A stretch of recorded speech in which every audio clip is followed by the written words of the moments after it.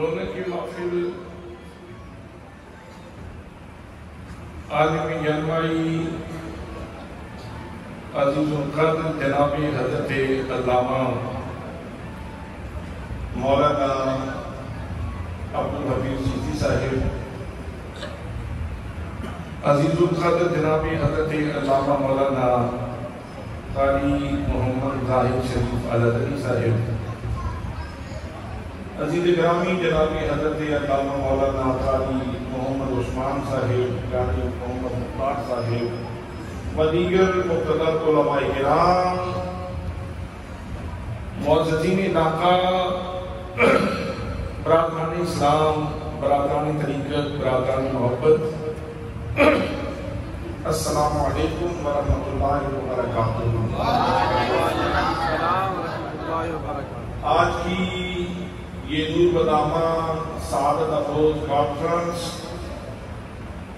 نبی مکرم، شفیع معظم، تاجدار مدینہ، سرور قلب و سینہ، صاحب یکرم مراد، سید الاولاد، احمد مجتبی، جناب حضرت محمد مصطفیٰ صلی اللہ علیہ وآلہ وسلم کے میلاد پاک کے خوبصورت عنوان پہ نور جمال کی اس خوبصورت مرکزی جامع مسجد صدیقیہ میں انتہائی تجھ کو احتشام سے نکات پذیر ہے۔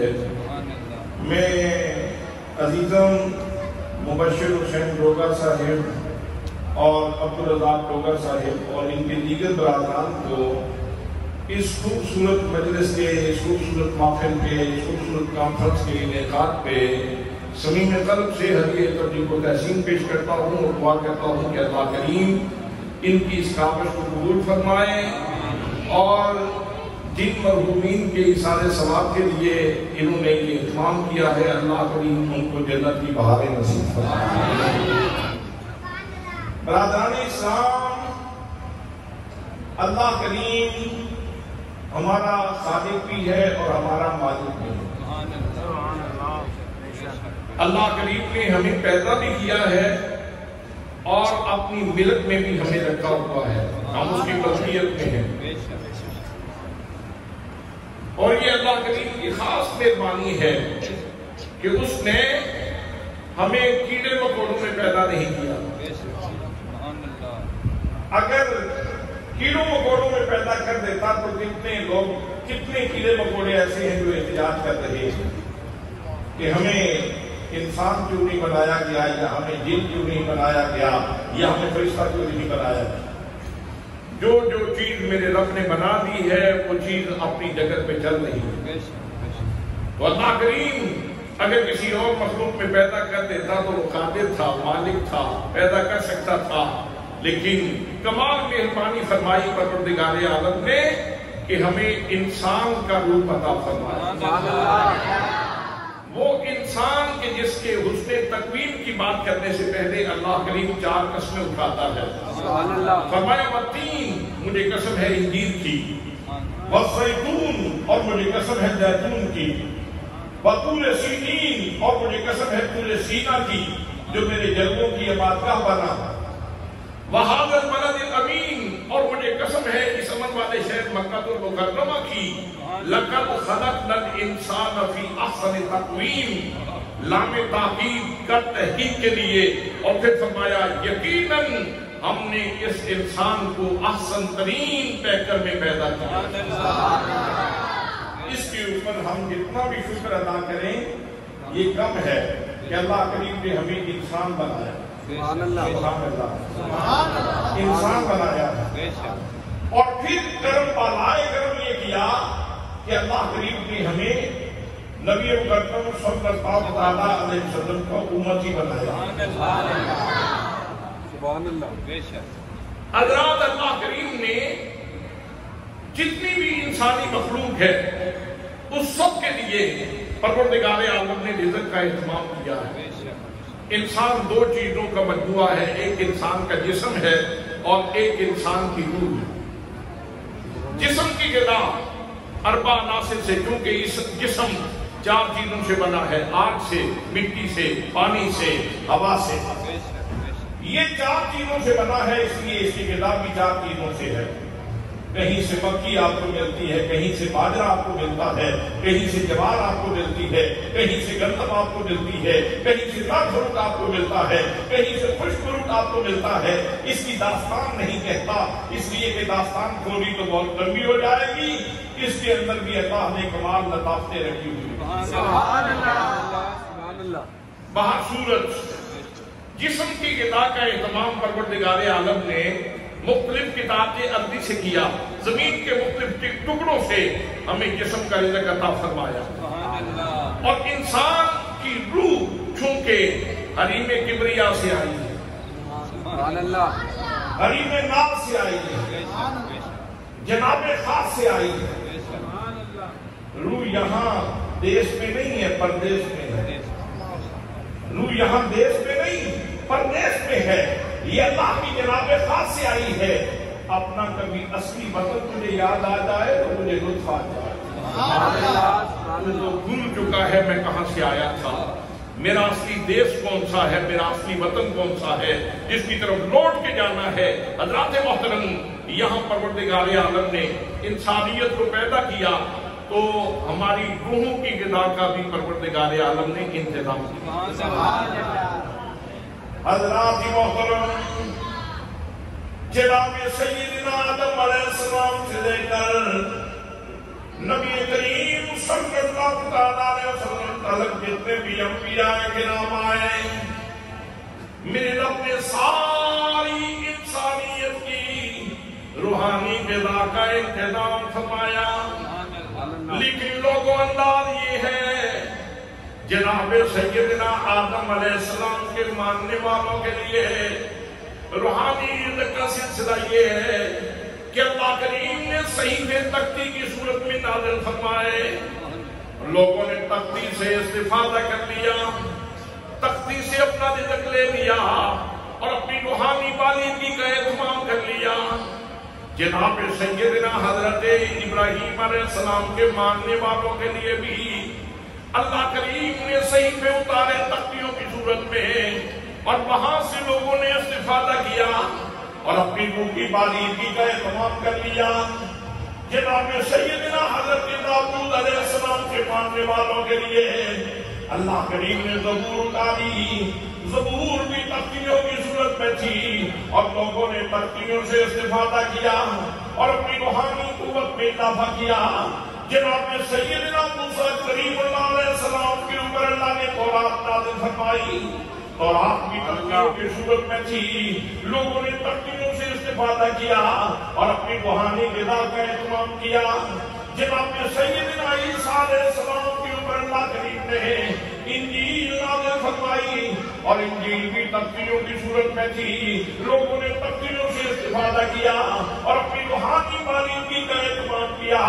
لیکن جب نبی کریم صلی اللہ علیہ وسلم کی باری آئی تو میرے پروردگار عالم نے نظام بدل دیا، سسٹم بدل دیا۔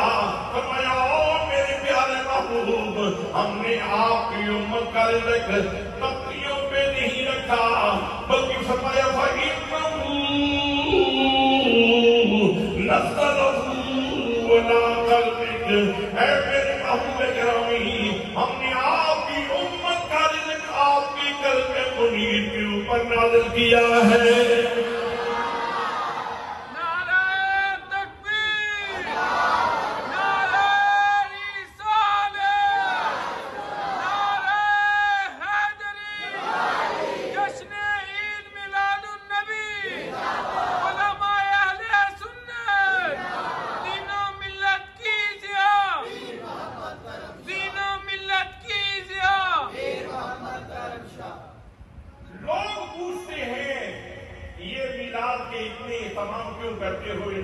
کیوں کرتے ہو؟ میرے بھائیوں، ہماری روحیں پیاسی تھیں، ہماری روحیں بھوکی تھیں، اللہ کریم نے سینہ مصطفیٰ میں ہماری روح کا رزق رکھ کے یہاں میرے آقا کو بھیجا ہے۔ اس لیے جب ہم وہ روحانی رزق استعمال کرتے ہیں ہمیں لطف آتا ہے، ہماری روح مسرور ہوتی ہے، تو پھر ہم خوش ہو کے کہتے ہیں اے عظمت مرسل نور الہدیٰ ذات صفا کا کیا کہنا، اے احمد مرسل نور خدا، تیری ذات صفا کا کیا کہنا، پڑھتے ہیں ملائک صلی اللہ، تیری شان علا کا کیا کہنا۔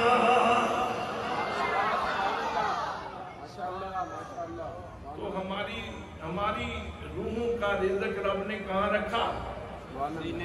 قلب منیر میں، میرے آقا کے سینے میں، میرے آقا کے سینے میں میری اور تیری روح کا رزق رکھ دیا ہے، سبحان اللہ۔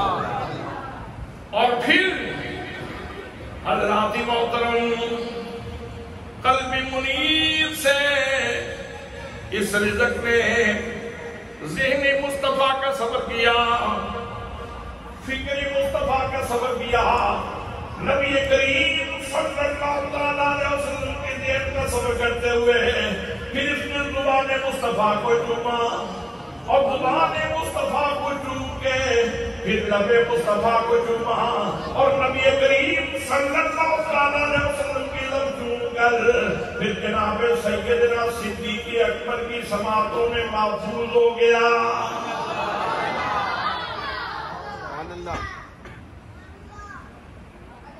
حضرت خدیجہ الکبریٰ نے اپنی سماعتیں قرآن کے لیے پیش کر دی تو ان کے سینے میں یہ نور چلا گیا۔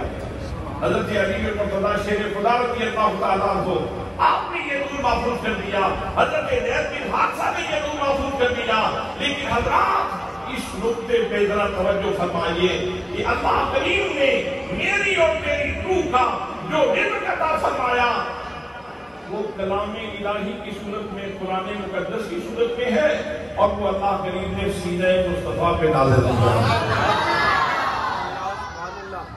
میں ایک بات پوچھنا چاہتا ہوں، یہاں پڑھے لکھے لوگ تشریف فرما ہیں، آپ بڑے زیرک اور دانا لوگ بیٹھے ہو،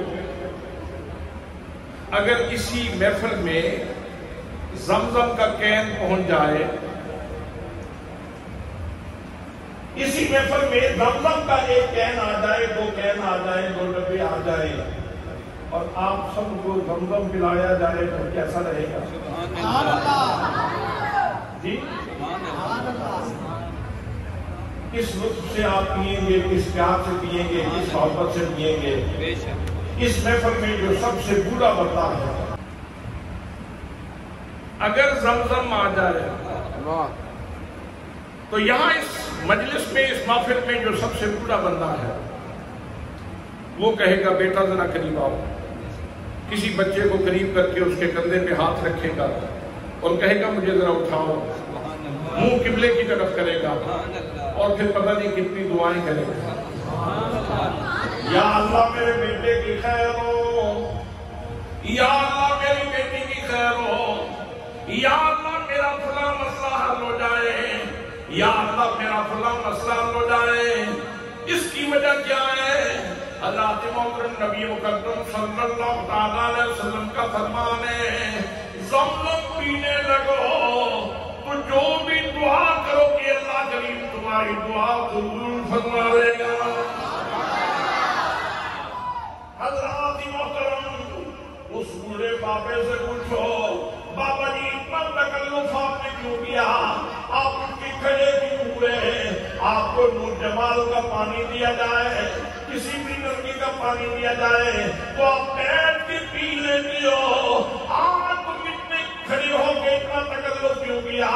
تو جواب ملتا ہے مولانا یہ پانی عام پانی نہیں تھا، یہ وہ پانی ہے جس نے جناب حضرت اسماعیل کے پاؤں کے بوسے لیے ہیں۔ اگر پانی ہو اور جسمانی رزق ہو اور حضرت اسماعیل کے پاؤں کے بوسے لے کے آئے تو اس کے لیے اتنا انتظام ہے۔ میرے دوستوں میں پانی کی بات نہیں کر رہا، اگر قرآن پاک ہو اور سینہ مصطفیٰ سے قرآن پاک ہو، کلام الہی ہو اور سینہ مصطفیٰ سے ملے اور پھر لبے مصطفیٰ کو چومنا. یہ تو جاننے والے جانتے ہیں. کیا خوبصورت نقشہ کھینچا امام احمد اللہ خان فاضل بریلوی رحمۃ اللہ تعالی علیہ نے. آپ فرماتے ہیں پتلی پتلی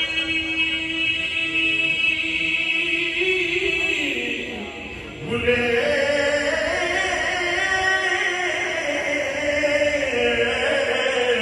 قدس کی پتلیاں ان لبوں کی نزاکت پہ لاکھوں سلام. ان لبوں کی نزاکت پہ لاکھوں سلام. ان لبوں کی نزاکت پہ لاکھوں سلام.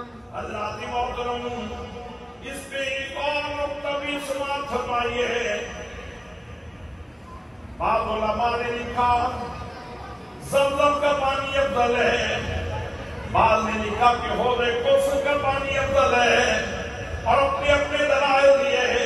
لیکن بالآخر اس نتیجے پہ پہنچے اور کہنے لگے اور لوگوں زمزم کا اپنا مقام ہے اور حوض کوثر کے پانی کا اپنا مقام ہے. لیکن یہ یاد رکھو وہ پانی جو نبی پاک صلی اللہ تعالیٰ علیہ وسلم کی انگلیوں سے جاری ہوا وہ پانی زمزم سے بھی افضل ہے, وہ حوض کوثر سے بھی افضل ہے. اگر انگلیوں سے جاری ہونے والا پانی بیت رضوان کے موقع پر حدیبیہ کے مقام پہ اگر وہ پانی زمزم سے بھی افضل ہو اور کوثر سے بھی افضل ہو اور حضرات اگر کلام الہی ہو اور انگلیوں سے جاری نہیں ہوا سینہ مصطفیٰ سے چلا اور نبی مصطفیٰ سے آیا. اور پھر آگے صحابہ کرام اور تابعین صحابہ کرام اور اہل بیت اطہار کی طرف آگے پہنچا. سننے والے جو میرے آقا کریم صلی اللہ تعالیٰ علیہ وسلم کے مجلس کے حضوری ہیں انہوں نے لذت لی اور وہ فرمانے لگے کچھ سواد نہ مصری اندر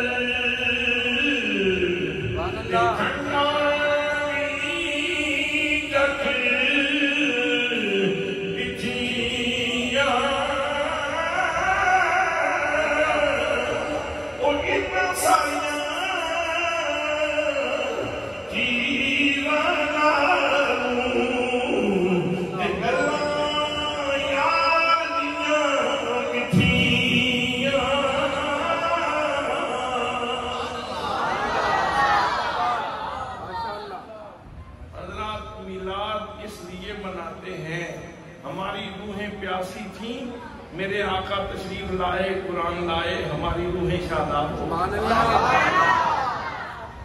جس کی روح کو حصہ ملا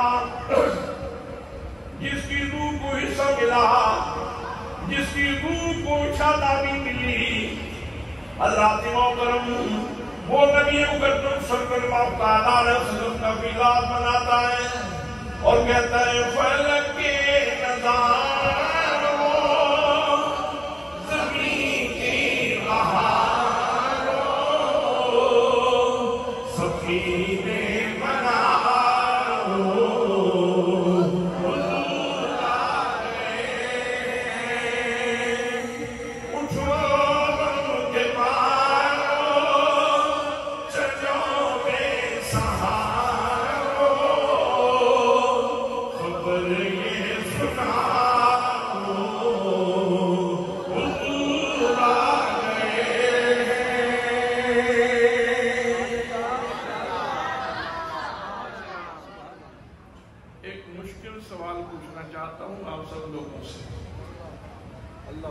ایک مشکل سوال آپ لوگوں سے پوچھنا چاہتا ہوں. مشکل سوال.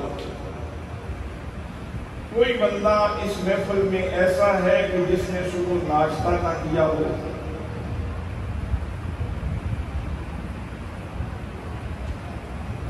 اچھا تھوڑا سا مزید اس کو تھوڑا سا وسیع کرتا ہوں.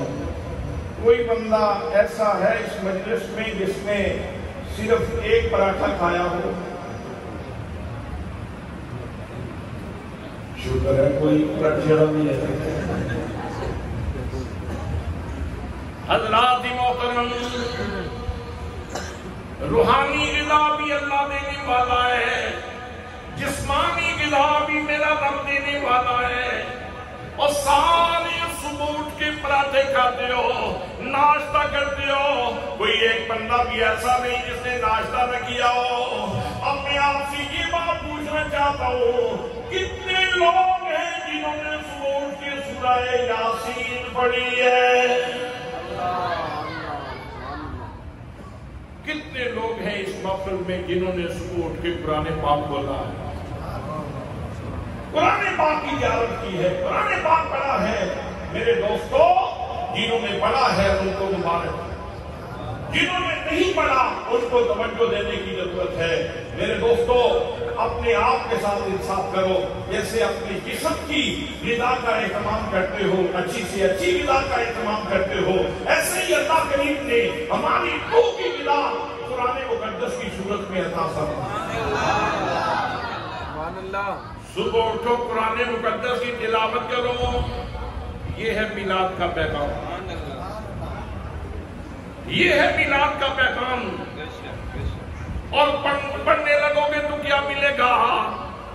آؤ میرے آقا کریم صلی اللہ تعالیٰ علیہ وسلم کا فرمان سنو، فرمایا مجتمع قوم فی بیت من بیوت اللہ یتلون کتاب اللہ ویتدارسونہ بینہم الا نزلت علیہم السکینہ وغشیتہم الرحمہ وحفتہم الملائکۃ وذکرہم اللہ فی من عنده۔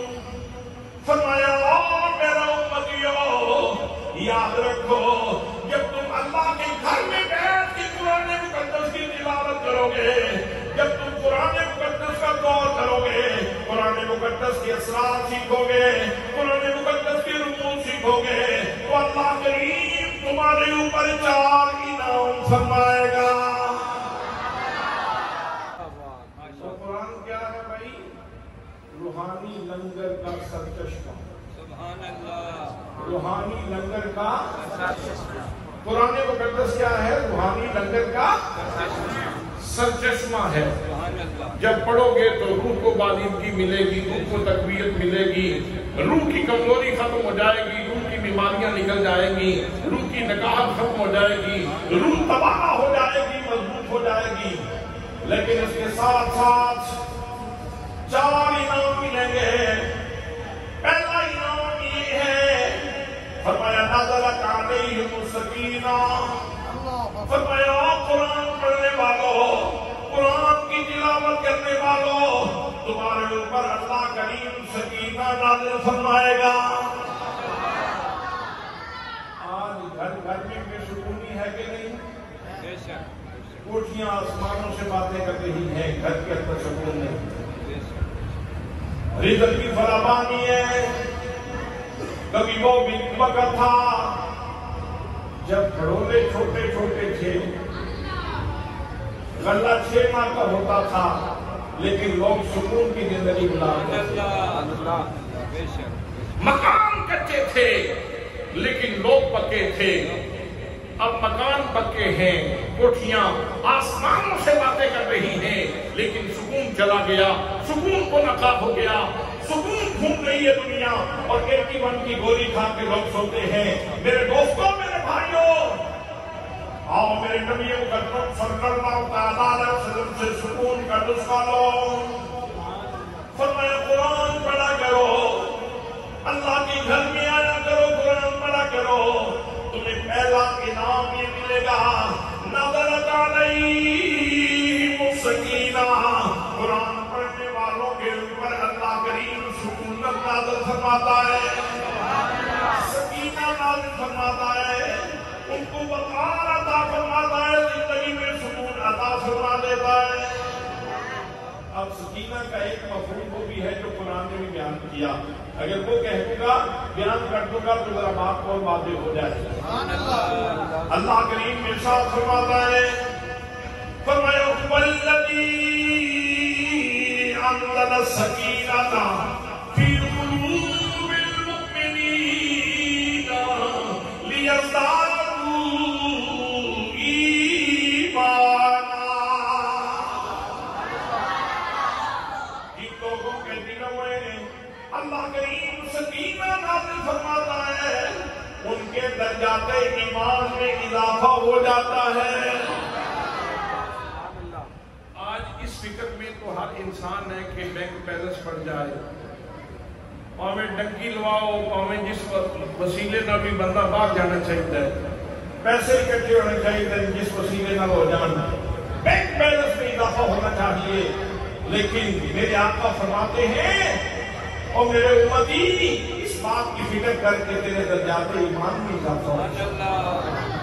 اس لیے کہ جتنا درجات ایمان میں اضافہ ہوگا اتنا تو اللہ کا پیارا ہوتا چلا جائے گا. اللہ کی محبت کی نظر ہوگی تیرے اوپر، اللہ کا کرم برسے گا تیرے اوپر. حضرات محترم پہلا انعام نزلت علیہم سکینہ، دوسرا انعام فرمایا غشیتہم الرحمہ. فرمایا میرا امتیو جب تم مسجد میں قرآن کھول کے بیٹھو گے تو تمہارے اوپر کرم نہیں ہوگا. اس چھت کے علاوہ بھی ایک نور کا رحمت کا شامیانہ تیرے اوپر لگا دیا جائے گا. اور وہ نور کا شامیانہ تیرے اوپر کون لگائے گا؟ اس ذات کا نام رب العزت ہے.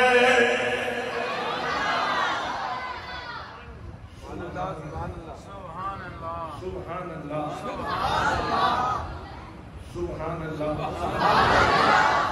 اگر روح کی لطافت موجود ہو اور اگر انسان کی فطرت سلیمہ مسخ نہ ہو چکی ہو تو اس کے اندر بڑھ جا سکتی.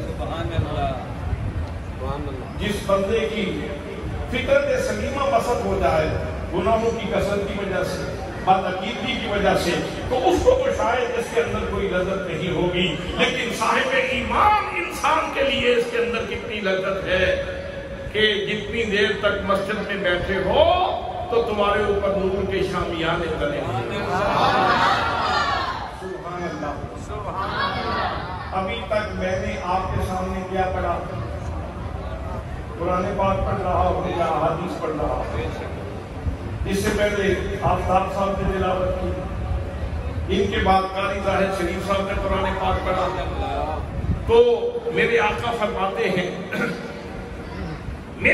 فرماتے ہیں کہ تم قرآن پڑھو گے تو تمہارے اوپر 4 انعام ہوں گے، پڑھنے والوں کے اوپر بھی، سننے والوں کے اوپر بھی. تو حضرات بڑی سنجیدگی سے، بڑی متانت سے اور بڑے وقار کے ساتھ تشریف فرما رہے ہیں. جتنی دیر تک آپ یہاں موجود ہیں آپ کے اوپر سکینہ بھی نازل ہو رہا ہے اور آپ کے اوپر رحمت کی شامیانے بھی. اور تیسرا انعام فرمایا حفتہم الملائکہ. فرمایا جتنے لوگ موجود ہوتے ہیں، جتنے شرکاء ہوں گے، ان کی تعداد کے حساب سے فرشتے آتے ہیں اور آگے دائیں بائیں کھڑے ہو جاتے ہیں. آپ آئے ہیں محفل میلاد کے لیے اور فرشتے آئے ہیں آپ لوگوں کے پروٹوکول کے لیے. سبحان اللہ. میری حیثیت کیا تھی، میری اوقات کیا تھی، میں کس وقت کا بندہ تھا، میری اوقات ہی کیا تھی. لیکن آج میرے پروٹوکول کے لیے، آج آپ کے پروٹوکول کے لیے اللہ نے فرشتے بھیجے. اس فیضان کی وجہ سے جو اللہ نے مصطفیٰ کے سینے میں رکھا. پھر مجھے پیار سے کہنے دیجیے اے احمد مرسل نور خدا، تیری ذات صفا کا کیا کہنا. اے احمد مرسل نور خدا، تیری ذات صفا کا کیا کہنا. پڑھتے ہیں ملائک صلی اللہ، تیری شان اولاد کہنا.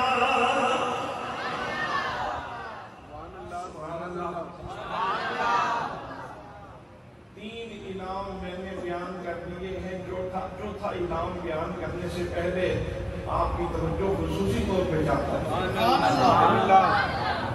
اللہ کی محترم چوتھا انعام کیا ہے؟ فرمایا وَذَكَرَهُ اللَّهُ فِي مَنْ عِندَهُ.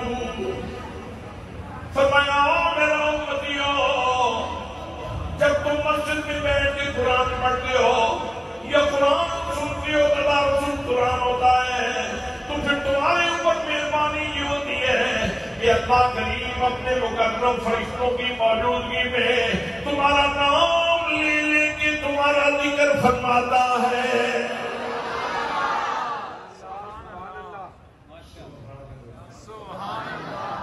تمہارا نام لے کر میرا رب ذکر فرماتا ہے.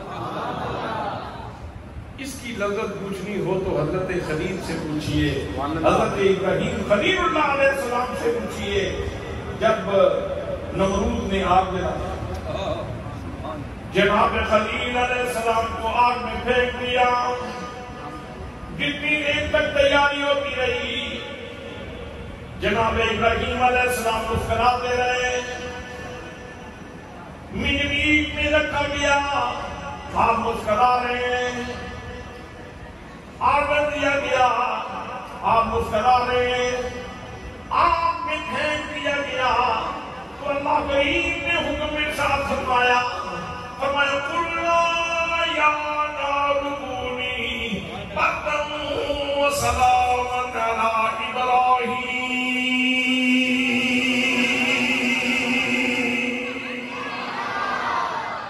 اللہ فرماتا ہے ہم نے کہا یا نارو، اے آگ میری ابراہیم پہ ٹھنڈی ہو جا اور سلام کی والی ہو جا.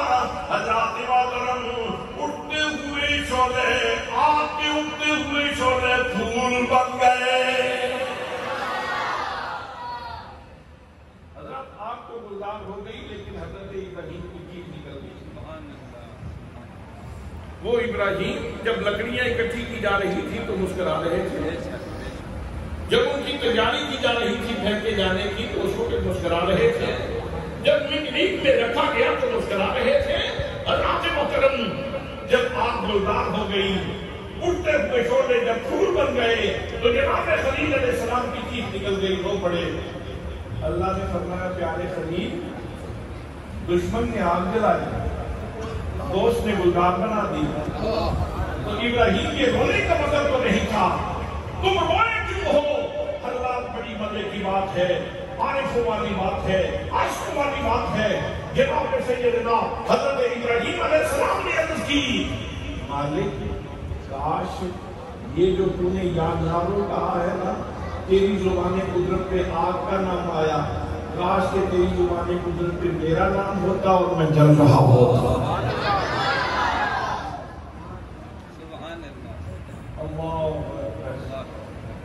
اللہ اکبر.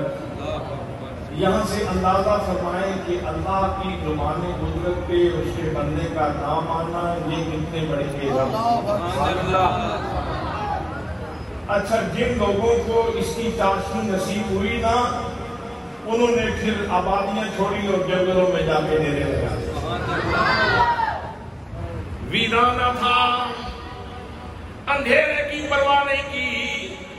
حضرات محترم ویرانوں میں جا کے بیٹھ گئے.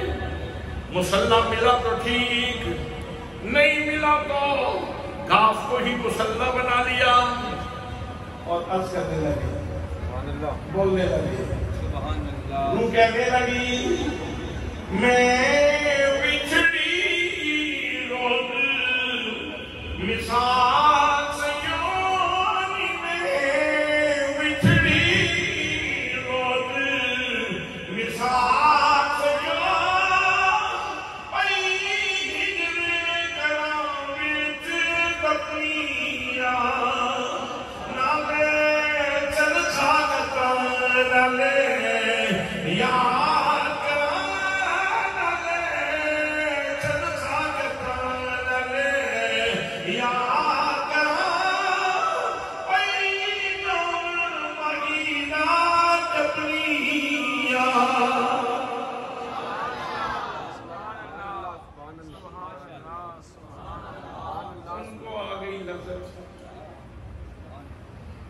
میدانوں میں چلے گئے، میں تیرا نام لوں تو میرا نام لے،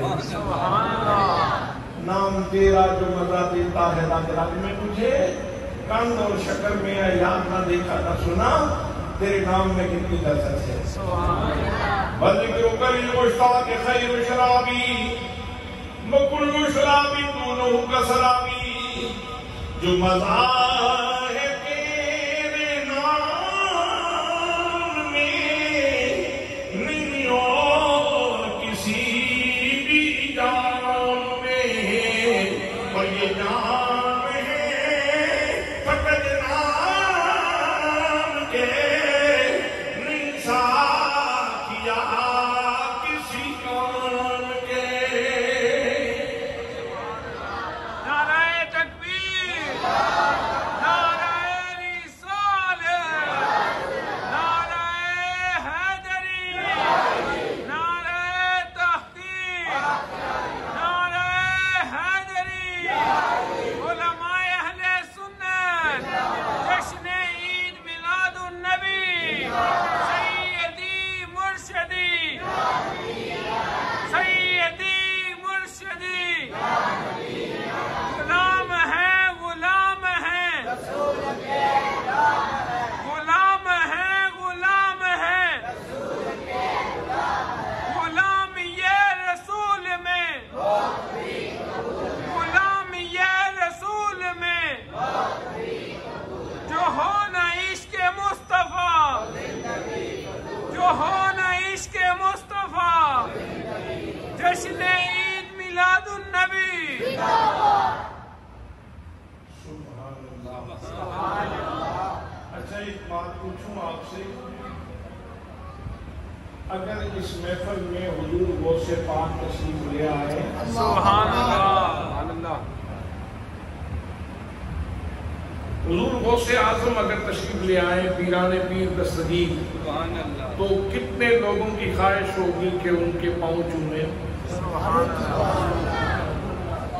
اچھا سبحان اللہ۔ سبحان اللہ، آپ بڑے پاکیزہ فطرت لوگ ہیں، ایک اللہ کے بندے سے اتنا پیار کرتے ہیں، اگر امام حسین تشریف لے آئے تو پھر سبحان اللہ، اگر حضرت علی المرتضیٰ تشریف لے آئے تو پھر، اور اگر حضرت سیدنا صدیق اکبر تشریف لے آئے تو پھر، اور اگر نبیوں کے امام تشریف لے آئے، حضرات محترم میں بھی قدم چھوڑوں گا، آپ بھی قدم چھوڑنے کے لیے بھی کرا دو گے، لیکن میرے دوستوں کبھی ہم نے توجہ نہ کی، ہم نے کبھی غور نہیں کیا، اور خواہش رکھنے والوں کہ مجھے میرا نبی مل جائے تو میں قدم چوموں۔ اللہ نے تیرے اوپر اتنی مہربانی کی ہے، قرآن تیرے سامنے رکھا، اور اللہ کریم نے تجھے سینہ مصطفیٰ کے قریب کر دیا ہے۔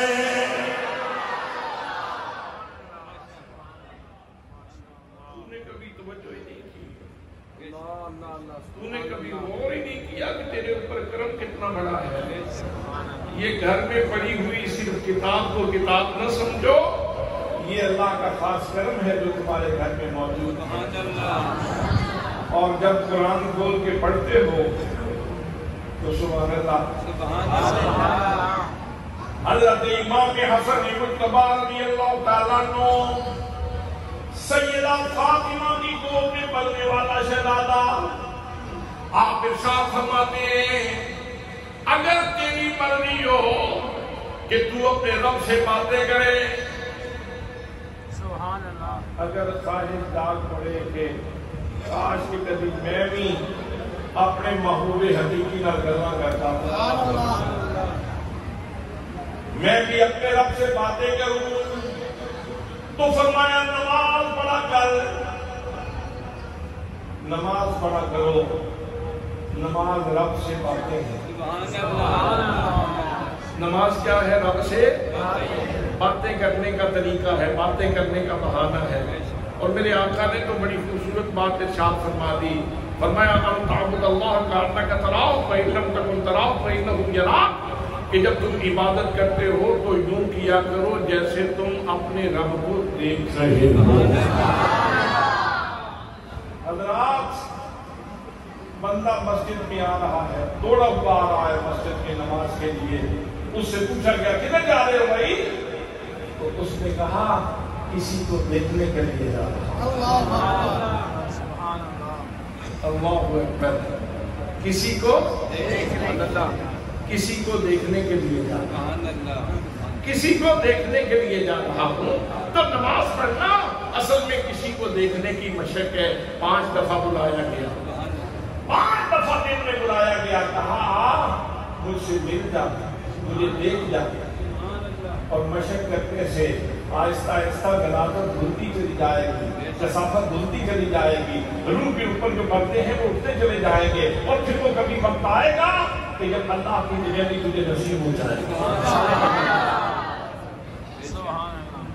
یہ اس کی مرضی ہے، کیسے خیرات عطا فرماتا ہے، قطرہ دے یا دریا دے، یہ اس کی مرضی ہے۔ میں سائل ہوں، میرا کام ہے کہ میں وقت پہ آ کے لائن میں لگ جاؤں اور کہوں مالک مہربانی فرما اور مجھے خیرات عطا فرما۔ حضرت بیدم شاہ وارسی نے اس سارے مفاہیم کو 2 شعروں کے اندر بند کیا ہے، میں آپ کے ذوق کے لیے عرض کر رہا ہوں۔ وہ فرماتے ہیں نماز سے پہلے جو تڑپ ہوتی ہے، جو لگن ہوتی ہے، جو ٹانگ ہوتی ہے، وہ بھی بیان کی، اور نماز کے اندر پھر جو کیفیت ہوتی ہے وہ بھی بیان کی۔ بے خود کیے دیتے نماز کا وقت ہے اور بے خودی میں آ رہا ہے، میں نے کسی کو دیکھنا ہے، مجھے کسی کی تانگ ہے، مجھے کسی کی طلب ہے۔ بے خود کیے دیتے انداز ہدابانا، بے خود کیے دیتے انداز ہدابانا، اور جب اللہ اکبر کہہ دیا پردے اٹھ گئے، ملاقات ہونے لگی، تو پہلا جملہ زبان سے کیا نکلا؟ سبحانک اللہم، اے میرے اللہ تیری ذات پاک ہے۔ ڈائریکٹ ڈائری شروع ہو گئی، ڈائریکٹ گفتگو شروع ہو گئی۔ تو پہلے حجاب تھا، اب حجاب اتر گیا۔ آپ پھر پورا شعر پڑھ لیں، پھر میں آگے چلتا ہوں۔ بے خود کیے دیتے ہیں انداز ہدابانا، عادل میں تجھے رکھ لوں، عادل میں تجھے رکھ لوں، اے جلوہ جہانا،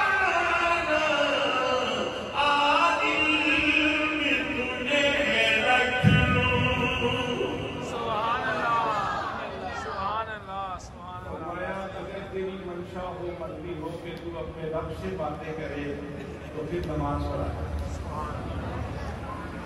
اور ساتھ فرمایا کہ ایسے کھڑے ہونے کی کوشش کر جیسے تو اپنے رب کو دیکھ رہا ہے۔ یہ میری آپ کا فرمان ہے، اور اگر یہ نہ ہو سکے تو کم از کم، اگر یہ تصور نہ مان سکے تو کم از کم اتنا تصور تو رکھ کہ میرا رب مجھے دیکھ رہا ہے۔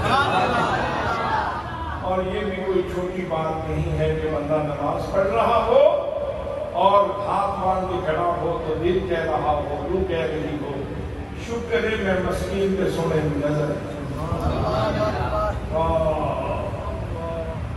شکر ہے میں مسکین تے سونے دی نظر ہے، شکر ہے میں مسکین تے سونے دی نظر ہے، شکر ہے میں مسکین تے سونے دی نظر ہے۔ دیدار کے قابل جہاں اپنی نظر ہے، یہ ان کی عنایت ہے کہ رخ ان کا ادھر ہے۔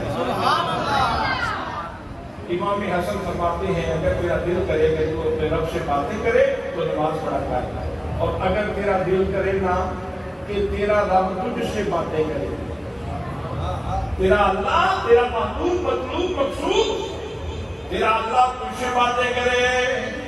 تو پھر فرماتی ہو میرے نانے کے امتی، قرآن کھول کے بیٹھ جا، قرآن مقدس پڑھے گا، تجھے لذت آئے گی، تجھے یوں محسوس ہوگا کہ اللہ کریم تجھ سے باتیں کر رہا ہے۔ تو حضرات، میں سمیٹنے کی کوشش کرتا ہوں، یہ قرآن مقدس ہمارے لیے کیا ہے؟ یہ روحانی رزق کا سر چشمہ ہے، روحانی رزق کا یہ روحانی رزق میں سے ایک لقمہ آپ کی خدمت میں عرض کروں۔ حضرات محترم، اللہ کریم نے اپنے حبیب صلی اللہ علیہ وسلم سے ارشاد فرمایا، اللہ کا اے محبوب گرامی، مجھے تیری زندگی کی قسم،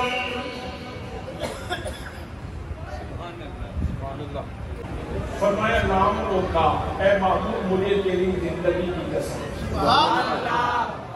کتنے لوگوں کو اللہ نے زندگیاں دی، کتنی مخلوق کو میرے رب نے زندگی عطا فرمائی ہے، کتنی مخلوق کو زندگی عطا فرمائی، لیکن نبی مکرم صلی اللہ تعالیٰ علیہ وسلم کی زندگی اتنی اہم زندگی ہے کہ اللہ کی اربوں خربوں مخلوق بلکہ اس سے بھی زیادہ مخلوق کسی کی زندگی کی اس طرح اللہ نے قسم نہیں اٹھائی۔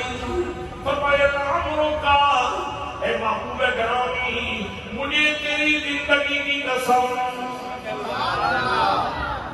اور زندگی کا پہلا لمحہ کون سا دن ہوتا ہے؟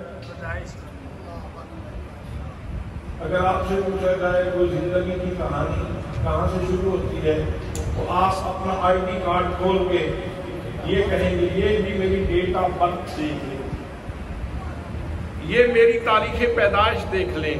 تو زندگی کہاں سے شروع ہوتی ہے؟ تاریخ ولادت سے، تاریخ ولادت سے، جس دن بندہ پیدا ہو اس دن سے زندگی کا آغاز ہوتا ہے۔ حضرات محترم، میرے آقا کی ساری زندگی بڑی اہم ہے، آپ کی جلوت اہم ہے، آپ کی خلوت اہم ہے، آپ کا سفر اہم ہے، آپ کا حضر اہم ہے، آپ زندگی کی ساری آپ کے حالات سارے کے سارے اہم ہیں، لیکن آغاز تو ولادت سے ہوتا ہے۔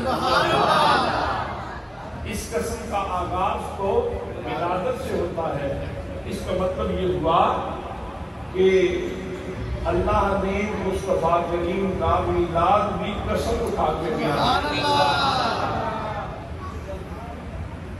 پھر ہمیں کہنا پڑے گا اے احمد مرسل نور خدا، تیری ذات صفا کا کیا کہنا، اے احمد مرسل نور خدا، تیری ذات صفا کا کیا کہنا، پڑھتے ہیں ملائک صلی اللہ، تیری شان علا کا کیا کہنا، سبحان اللہ، بالاسد ہے تیرے زبان کی قسم، لعنوں کا تیری جان کی قسم، بالقلب ہے تیرے مقام کی قسم، تیرے رہنے کی جگہ کا کیا کہنا۔ نعرہ تکبیر، نعرہ رسالت، نعرہ حیدری، نعرہ غوثیہ، سیدی مرشدی، سیدی مرشدی، غلام ہے، غلام ہے، غلام ہے، غلام ہے۔ اچھا آپ یہ بتائیں، میں سمیٹ دیتا ہوں، آپ توجہ فرمائیں، آپ کبھی خواہش کی ہے آپ نے کہ کاش امریکہ کی جگہ پہ پاکستان سپر پاور ہوتا، کبھی یہ خواہش جاگی ہو کہ امریکہ کی جگہ پہ پاکستان سپر پاور ہوتا؟ کوئی نہیں نا،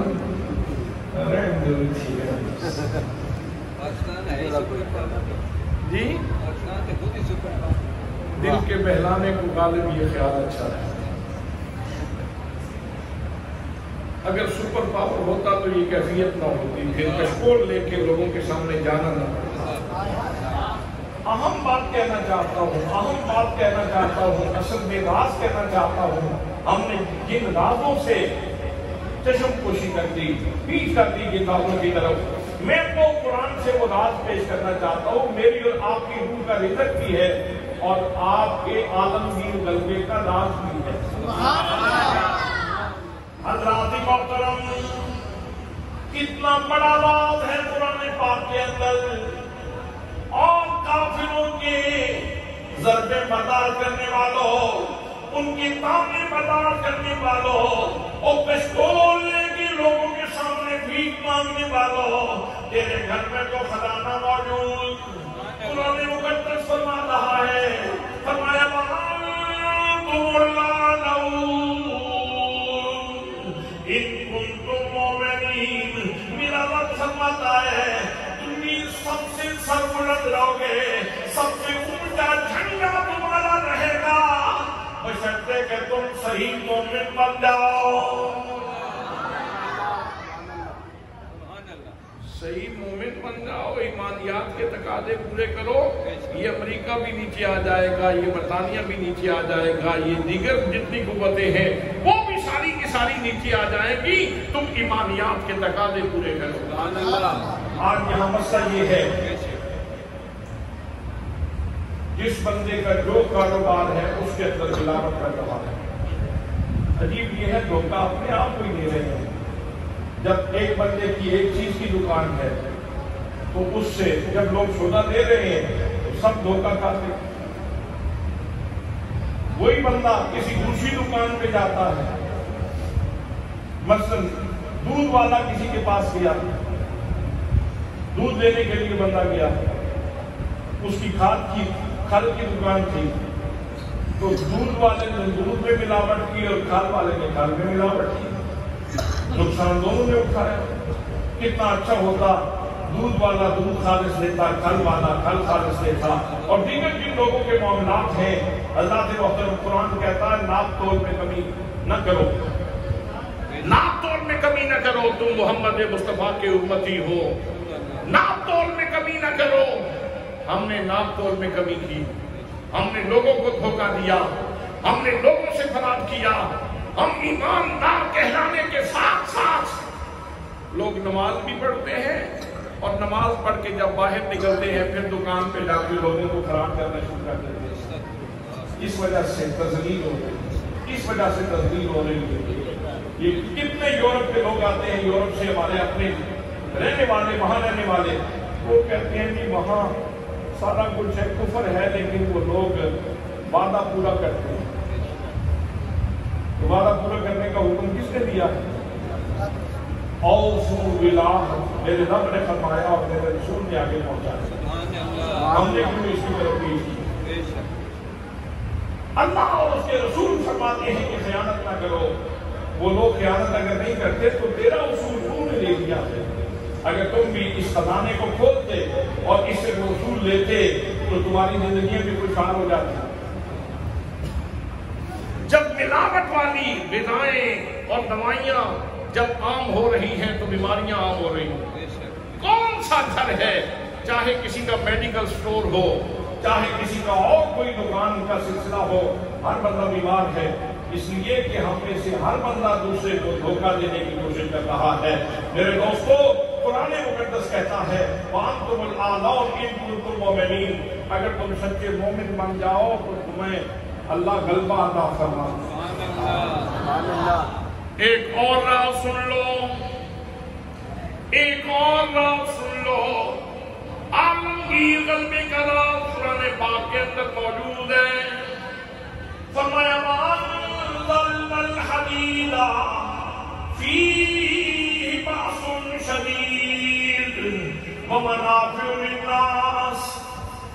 फरमाता है लोगों, हमने लोहे के अंदर रोम रखा है, लोहे के अंदर हमने रोम रखा है। कितनी कुव्वत, कितने मुल्क कुचल दिए गए, पाकिस्तान अभी तक कुचला क्यों नहीं गया? हालांकि बहुत सारे अतराफ से घूर घूर के लोग देखते हैं पाकिस्तान को, इसलिए कि एटमी पावर है, इसलिए कि एटमी पावर है। इस एटम ने एक दीवार खड़ी कर रखी है और काफिर घबराता है आपकी तरफ आने से।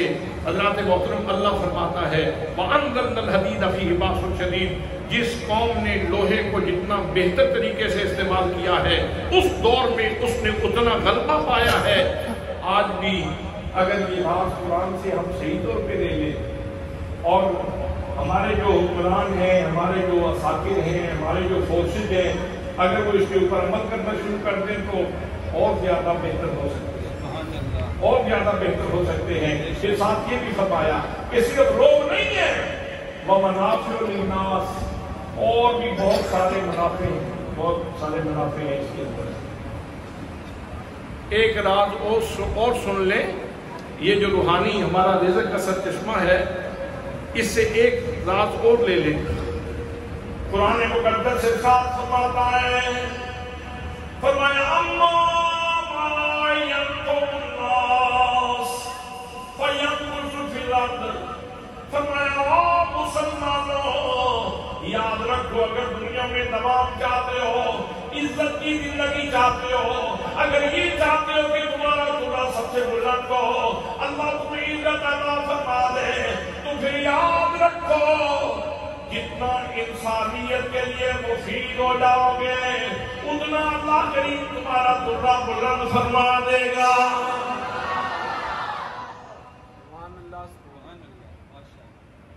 कुरान कह रहा है कि जितने अल्लाह की मखलूक के लिए मुफीद हो जाओगे ना, उतना तुम्हें दवाम नसीब हो जाएगा, तुम्हें गलबा नसीब हो जाएगा। इतना अहम सरचश्मा मौजूद है। मैं और कितनी चीजें आपकी खिदमत में अर्ज करूं, मेरे सामने तो एक तवील तसलसल है, बात लंबी हो जाएगी, लेकिन हज़रात आज की मजलिस में मैं यही कहना चाहता हूं कि बाहमी झगड़ों के मौज़ूआत को छोड़कर हमें ये मौज़ूआत भी डिस्कस करने की जरूरत है कि बहैसियत कौम हम अपना मुराद अब कैसे कर सकते हैं। बहैसियत कौम हम इस सवाल से, इस निकबत से, इस परेशानी से कैसे निकल सकते हैं। और ये इदबार और ये मफरूकुल हादी और ये गुर्बत और ये सारे के सारे सिलसिले हमने इस वजह से हमारे ऊपर मुसल्लत है कि हम कुरान मुक़द्दस से दूर हुए। इकबाल ने कहा था वो मुअज़्ज़ज़ के ज़माने में मुसलमान होकर और हम खाक हुए तारे की गुनाह हो गए। दर्स कुरान जब हमने न बुलाया होता, ये ज़माना न ज़माने में दिखाया होता, तो हज़रात ये हुज़ूर के मिलाद का तोहफा, हुज़ूर की विलादत हुई, हुज़ूर तशरीफ लाए और फिर अल्लाह की मर्ज़ी से जब मेरे रब ने चाहा तो 40 सालों के बाद अल्लाह ने ये नूरानी तोहफा अता फरमाया। एक बात मुझे और याद आ गई है, तो मुख्तसर है लेकिन सुना देना चाहता हूँ। कुरान का देखना, इससे रूहानियत मजबूत होती है, सुभान अल्लाह।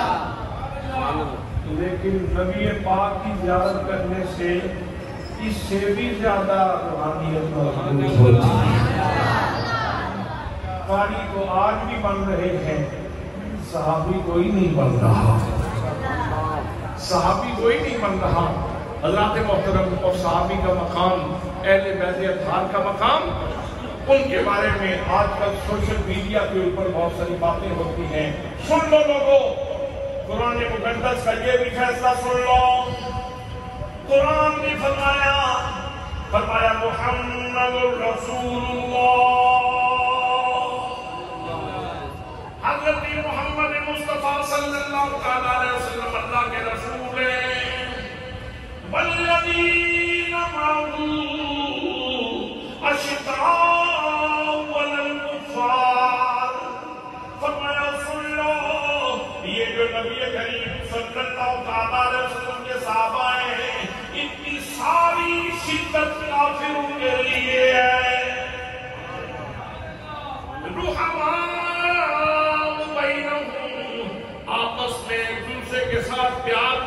والے ہیں۔ اب یہ قرآن کا کتنا قطعی فیصلہ ہے۔ اگر آپ تاریخ کی کتابیں کھول کے خامخواہ پریشان ہونا چاہتے ہیں تو پریشان رہیں، اور اگر اطمینان چاہتے ہیں تو آپ قرآن کا یہ فیصلہ سن لیں، پڑھ لیں کہ صحابہ کرام کافروں کے اوپر سخت ہیں اور آپس میں کیا ہے؟ آپس میں پیار کرنے والے ہیں، آپس میں پیار کرنے والے ہیں۔ قرآن نے کہا انما المؤمنون اخوہ، مسلمان تو آپس میں بھائی بھائی ہیں، مسلمان تو آپس میں بھائی بھائی ہیں۔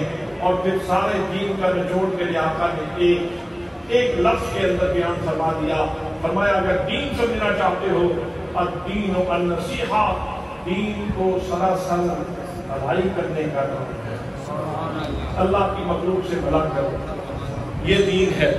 اللہ کی مخلوق سے نیکی کرو، یہ دین ہے۔ یہ میلاد کا پیغام ہے، یہ آج کی کانفرنس کا پیغام ہے۔ دعا ہے کہ اللہ کریم ہمیں عمل کی توفیق نصیب فرمائے۔ وعلیہ الا البلاغ۔